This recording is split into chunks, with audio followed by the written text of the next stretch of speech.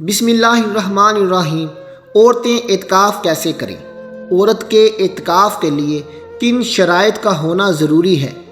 عورت کے اعتکاف کا طریقہ، نیت کیسے کریں گی، مکمل طریقہ اور چند ضروری مسائل آج میں اپنی اسلامی بہنوں کے ساتھ شیئر کرنے جا رہا ہوں، اور یہ ویڈیو خاص میری ان اسلامی بہنوں کے لیے ہے جو کہ رمضان کے آخری عشرے میں مصنون اعتکاف کا ارادہ رکھتی ہیں، نیت رکھتی ہیں۔ میری اپنی ان تمام اسلامی بہنوں سے گزارش ہے کہ اس ویڈیو کو مکمل دیکھیں اور جو مسائل ہیں انہیں پوری توجہ کے ساتھ سنیں۔ پیاری بہنوں، سب سے پہلے نمبر پر رمضان کے آخری عشرے میں مصنون اعتکاف کی فضیلت کیا ہے، اجر و ثواب کیا ہے؟ اس حوالے سے کتب و احادیث میں کئی احادیث موجود ہیں۔ ایک حدیث کا مفہوم ہے کہ رسول خدا صلی اللہ علیہ وسلم نے ارشاد فرمایا، جس نے رمضان المبارک کے آخری عشرے میں اعتکاف کیا اس کے لیے 2 حج اور 2 عمرے کا ثواب ہے۔ یعنی جو آخری عشرے میں مصنون اعتکاف کرے، اللہ رب العالمین اس کو 2 حج اور 2 عمرے کا ثواب عطا فرماتا ہے۔ اور یہ اجر و ثواب، یہ فضیلت خاص مردوں کے لیے نہیں ہے، بلکہ عورت بھی کوئی رمضان کے آخری عشرے میں مصنون اعتکاف کرتی ہے تو اسے بھی یہ فضیلت، یہ اجر و ثواب حاصل ہوگا۔ محترم ناظرین اکرام، عورت کے لیے اعتکاف کرنے کے لیے کن شرائط کا ہونا ضروری ہے، تو آئیے یہ بھی اب ہم آپ کو بتاتے ہیں۔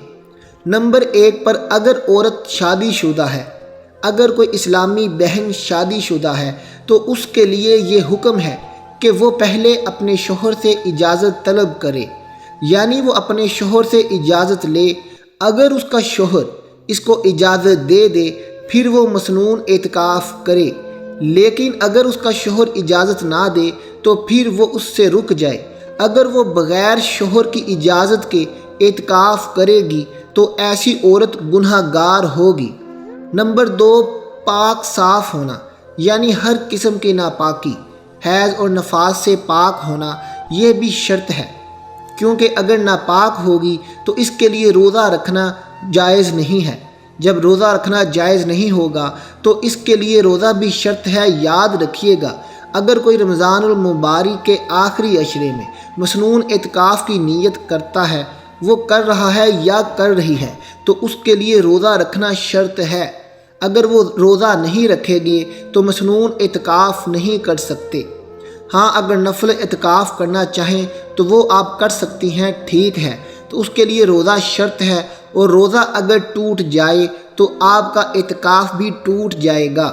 یعنی کہ اگر آپ پاک نہیں ہیں تو آپ اعتکاف میں نہیں بیٹھ سکتے۔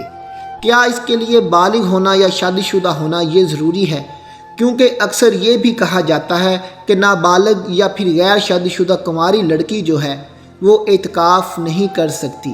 ناظرین، ایسا بالکل نہیں ہے، یہ بہت بڑی غلط فہمی ہے۔ بلکہ جو کنواری ہے وہ بھی اگر اعتکاف کرنا چاہتی ہے رمضان کے آخری عشرے میں تو وہ کر سکتی ہے۔ مصنون اعتکاف اس کے لیے کرنا جائز ہے۔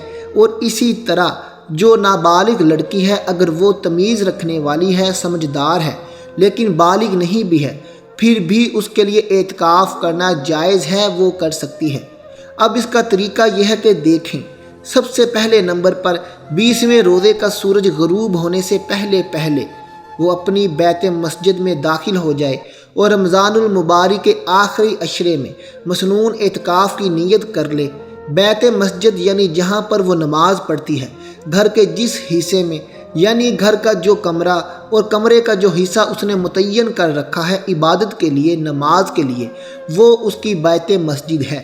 اب اگر کوئی اسلامی بہن جس نے کوئی جگہ جو ہے وہ مقرر نہیں کر رکھی تو نماز کے لیے، یعنی کبھی کہاں کبھی کس کمرے میں تو کبھی کس کمرے میں وہ نماز پڑھ رہی ہے، تو اب وہ جگہ کا تعین کر لے۔ جس جگہ پر اس نے اعتکاف پر بیٹھنا ہے اس کا تعین کر لے، یعنی کہ اسے مخصوص کر لے۔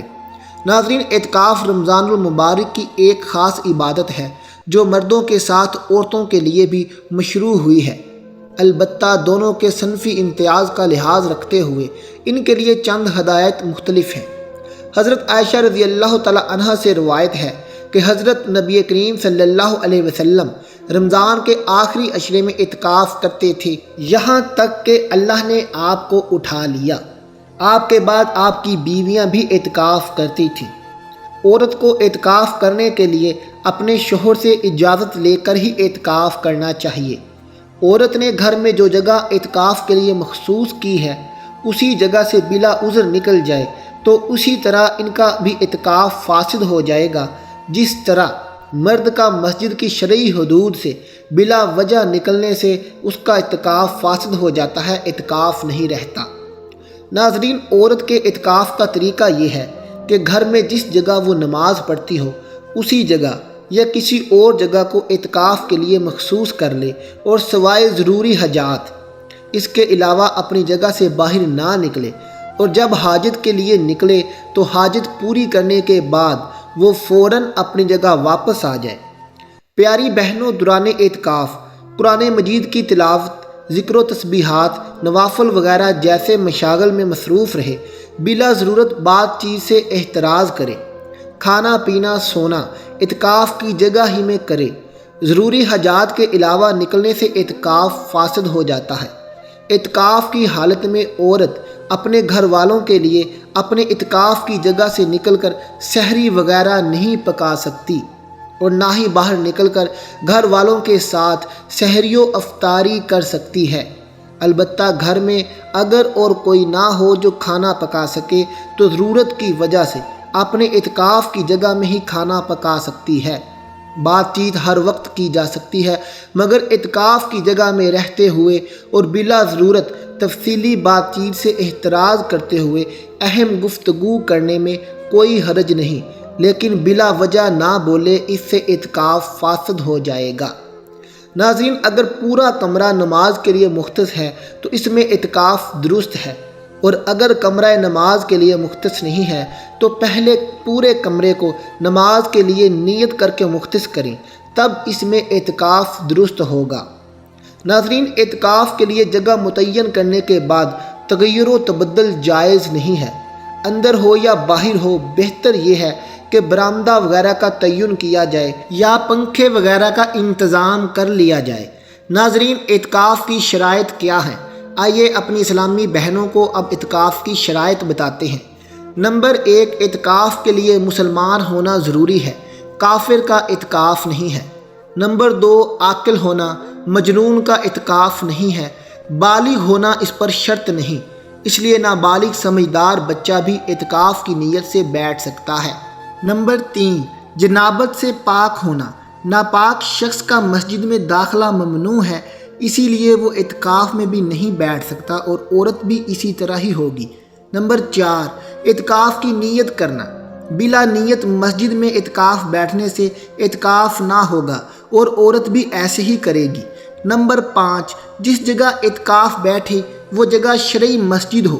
مسنون اعتکاف میں بیٹھنے کے لیے ضروری ہے کہ 20 رمضان کو غروب آفتاب سے پہلے مسجد میں داخل ہو جائے اور اعتکاف کی نیت بھی غروب سے پہلے کر لے، خواہ مسجد میں داخل ہوتے ہوئے کرے یا داخل ہونے کے بعد کرے۔